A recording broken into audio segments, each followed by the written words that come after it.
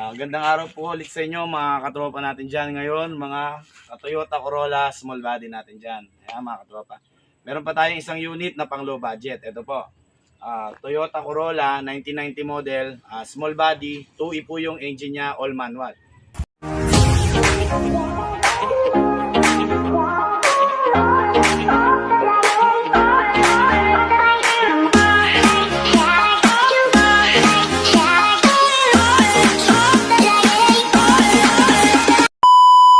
Mga katropa, nakuha natin siya, na-stock siya ng 3 years.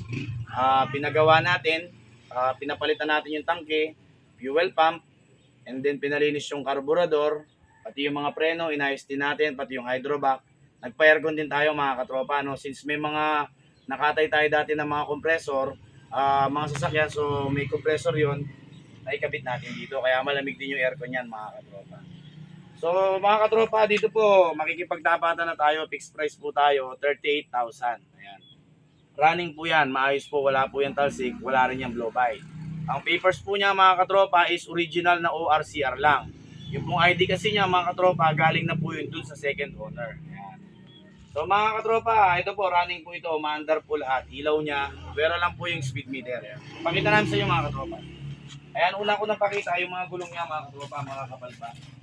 Ayan, yung pintura niya, kahit pa paano naman mga katropa, kahit na luma na po yung sasakyan, medyo okay pa naman, presentable pa naman, kahit may mga konting gasgas at mayroong mga nagbabadyang bubbles, no? Ayan mga katropa. Yung loob, parin buboy, pakita mo, intact naman tayo sa loob. Ayan mga katropa, yung loob niya okay pa naman. May mga konting lamok-lamok lang dahil naiiwanan natin siya na nakabukas yung bintana. So ito mga katropa, one click lang po ito. Yan, tahimik po yung makina niyan. And then yung aircon niya mga katropa, malamig. Ayan. Pakita mo yung likuran, parin buboy. Mga upuan niya mga katropa, medyo kalumaan, medyo papapunit na itong cover, pero cover lang po ito, pwede nyo namang palitan. Ayan, pati ilaw niya kasi sa taas, maandar. Pati ilaw niya sa taas mga katropa, maandar pa. So busina natin mga tropa. Busina, okay, maandar. And then tingnan natin yung mga ilaw niya. Parin buboy, tayo sa likod muna. Backlight natin. Yan mga katropa, yung backlight niya sa likod. Okay. Yan, dito tayo sa harap. Ano po dito? Yan mga katropa, yung gulong niya makapal. So ito pong gulong natin, nakaraan na flat. Nandun po yung gulong nito na ipavulcanize na natin. So magkakamukha po yan, 4 na piraso. Yan mga katropa, may ilaw. Yan natin yung high and low niya.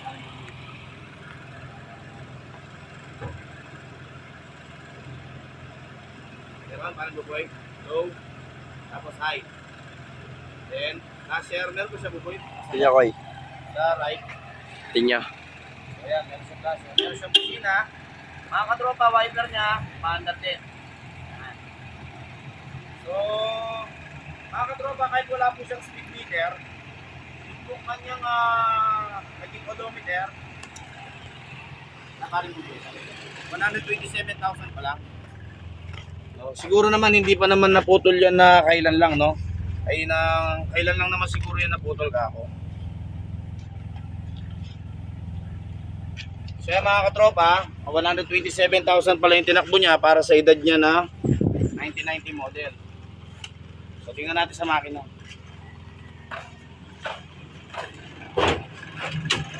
Yan mga katropa, naka-aircon po yan, tahimik yung makina niya. Ito mga katropa, wala po siyang talsik. Ayan. And then dito po sa kanya radiator mga katropa, okay ang dali. Siguro po kung kukunin ninyo, kailangan ipalinis nyo na rin po yung radiator, no mga katropa. Ayan.